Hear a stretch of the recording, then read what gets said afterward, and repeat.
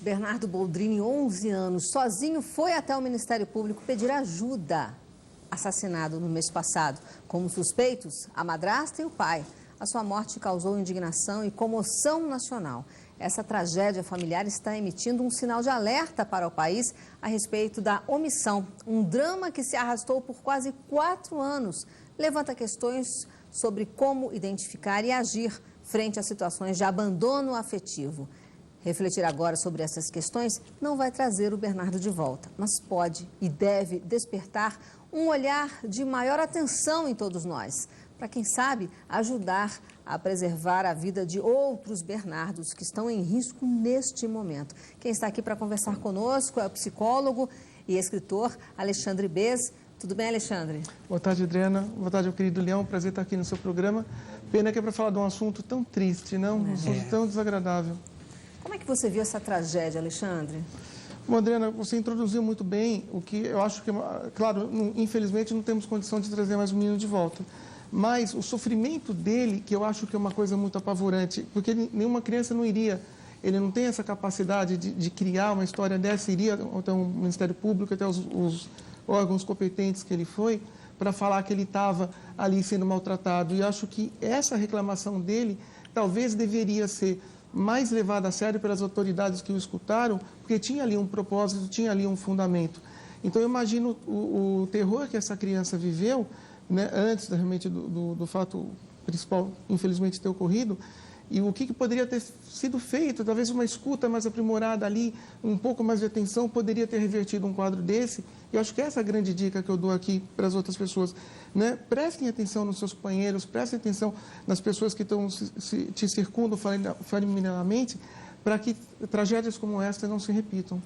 Pois é, nesse caso realmente não tem mais como voltar atrás, né? Não. Mas nós podemos pensar naqueles que talvez estejam passando pela mesma coisa nesse momento, né? E aí a gente pode talvez ajudar. Como é que a pessoa que está próxima pode ajudar e perceber que uma criança está em perigo, está em risco? Bom, Leão, geralmente com as atitudes que são manifestadas previamente, né? Então, assim, eu não conheço a mulher que praticou o ato, teria que uma profunda análise psicológica. As mulheres, né, foram 2, na verdade. Né? É, exato. Então, uma profunda análise psicológica ali seria muito interessante, Leão, porque, veja, você tem testes psicológicos, inclusive, Adriana, testes psicológicos que acusam se a pessoa é mentirosa, se ela tem uma tendência a mentir ou a não mentir. Esse tipo de pessoa não tem como escapar. Teste psicológico projetivo, Leão, não se engana, você não consegue driblar. Então, esses testes seriam muito importantes para ajudar a elucidar também a personalidade das duas. Agora, quando as pessoas, em outros casos, o que pode acontecer? Prestar atenção nas dicas que eu vou dar, que seriam muito importantes para a gente tentar distinguir aquelas pessoas que podem oferecer perigo. Geralmente, esse tipo de pessoa não oferece empatia relacional. São pessoas muito frias. Elas não conseguem se conectar, são muito impulsivas no seu dia a dia, no seu pragmatismo. Elas têm um comportamento que a gente classifica em psicologia de comportamento predatório. Se ela enxergar naquela pessoa ali qualquer coisa que poderia deixá-la irritada, ela pode escutar uma vozinha aqui dentro do cérebro e falar e faça isso. Então, ela destrói o alvo dela, ela vê aquela pessoa como um alvo e destrói aquela pessoa não se importando com consequências. Por quê? Porque se ela estiver falando aqui em hipótese de diagnóstica, não conheço, eu sei que ela é suspeita, não foi julgada ainda. Mas, enfim, se for diagnosticada como uma pessoa psicótica, ela não tem medo da punição. Ela não se gruda na realidade, como nós aqui sabemos que tem consequências sérias, como as punições. Então, ela vai fazer porque assim ela entendeu que na cultura dela, na origem dela, está correto. Ela tem um vazio de empatia muito grande. A ligação sentimental é nula, é zero.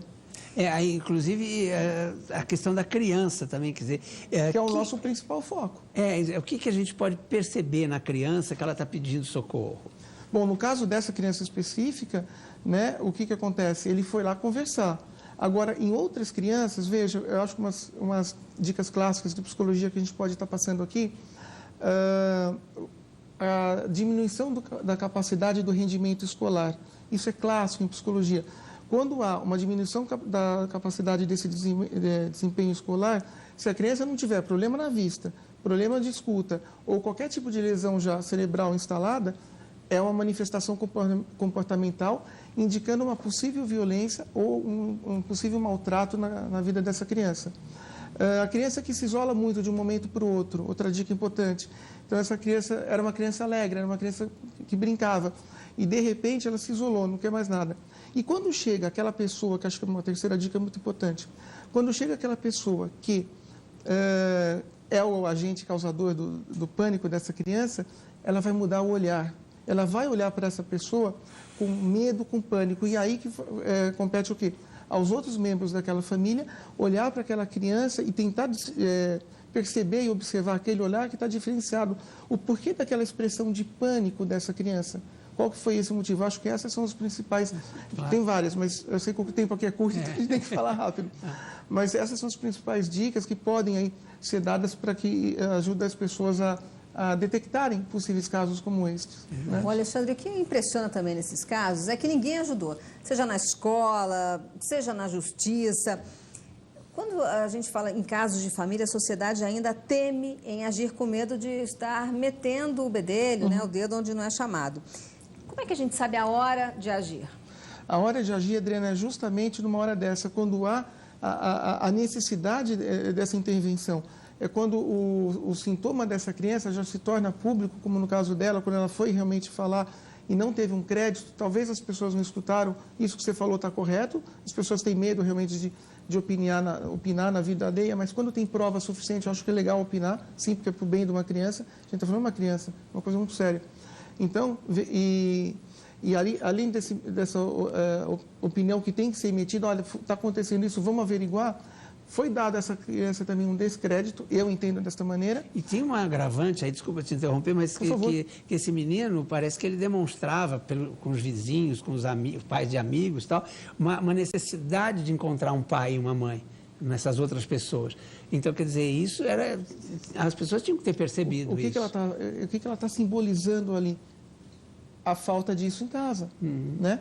E aí, e houve também não só esse descrédito à criança, mas também uma falta de comunicação entre todas essas pessoas, esses órgãos competentes, que não deram ali o real significado para a história do menino. Eu entendo dessa maneira, não por falta de vontade, mas talvez por não acreditar mesmo ali no que ele estava relatando. Agora, como é que a mente humana pode ser tão cruel? Porque a gente está falando de um pai, de uma madrasta que convivia com ele já há muito tempo, né? A outra eu nem digo, porque a outra, apesar que era uma assistente social, parece, né? Mas era uma pessoa que vivia longe da família. Mas como é que uma pessoa da família, quer dizer, pode não ver o filho sofrendo e a outra tirar a vida de uma criança que convive com ela? Bom, o pai poderia estar num momento de paixão eterna, uma paixão mais prolongada pela pessoa. Quando a pessoa está sob influência de paixão, todos os nossos dados do sentido são desprezados e ele realmente não consegue enxergar. Ou faz vistas grossas, enxergou e não quis assumir isso. Com outra pessoa, eu vou falar aqui hipoteticamente, porque a gente não tem ainda condenação dela, mas psicologicamente você tem 3 hipóteses aí. Dentro da constituição de personalidade, você pode ter uma psicopatia, tá? Você pode ter uma insanidade mental e você pode ter só o componente da maldade. O que vai diferenciar?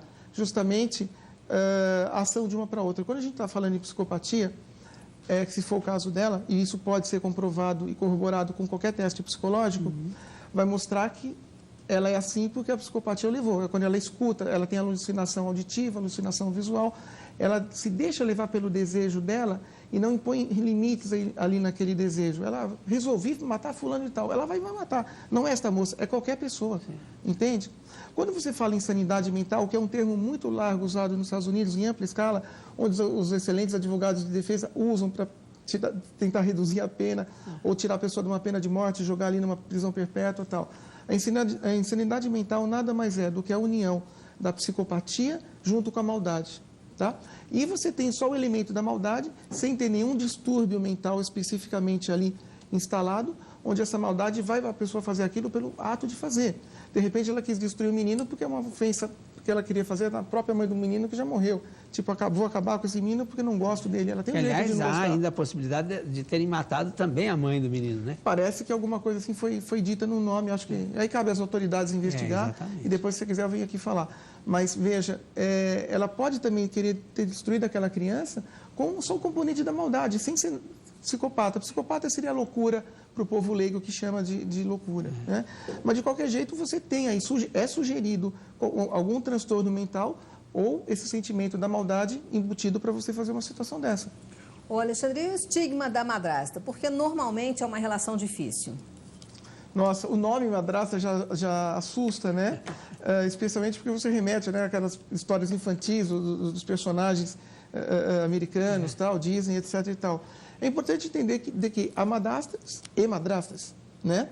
Então, existem madrastas muito boas, muito competentes, que gostam ali do seu enteado, da sua enteada, e dão a vida por essas pessoas, e tem pessoas que têm o oposto. Agora, o legal, Adriana, a gente não pode, em psicologia, generalizar, mas que o nome, você tem razão, que o nome realmente assusta a priori, ele assusta sim, especialmente quando acontece uma situação desta, né? Mas é importante as pessoas saberem que não é o fato da pessoa ter essa colocação de nomenclatura, essa colocação social familiar, que pode desencadear uma atitude mais drástica aí para alguma outra criança. Doutor, e para encerrar, só quando que uma família se constitui e tal, quando é que você pode perceber que aquele cônjuge, aquela pessoa que divide a casa com você, não está legal em relação ao seu filho, à sua filha? Dá para perceber isso? Bom, isso que eu falei anteriormente, pela manifestação da criança e pela própria observação do próprio cônjuge ou da cônjuge, né? Onde ela vai tentar ver as atitudes diferenciadas. O grande problema, Leão, é que quando você se fala em psicopatia, as pessoas que são psicopatas, elas são dotadas de extrema inteligência, tá? E uma inteligência que faz a pessoa conviver na sociedade anos sem ninguém saber de nada. E é muito difícil esse padrão comportamental ser revelado a priori. Você precisa de muito tempo para detectá-lo. E quando e na maldade, essa pessoa, quando vai praticar os seus atos de maldade, ela vai praticá-los previamente, já totalmente, já esquematizados em seus cérebros. Então, ela já vai fazer um esquema aí totalmente premeditado, onde ela tenta se sanar de qualquer punição, porque ao mesmo tempo que ela é inteligente, ela não quer ir para a cadeia. Ela quer se poupar da cadeia, mas ela tem que ceder ao seu impulso de maldade ou ao seu impulso de psicopatia. Tá certo, Alexandre. Olha, muito obrigada pela sua presença. Eu que agradeço. E pelas suas informações. Obrigado, Adriana. Obrigado, Leão. Obrigado.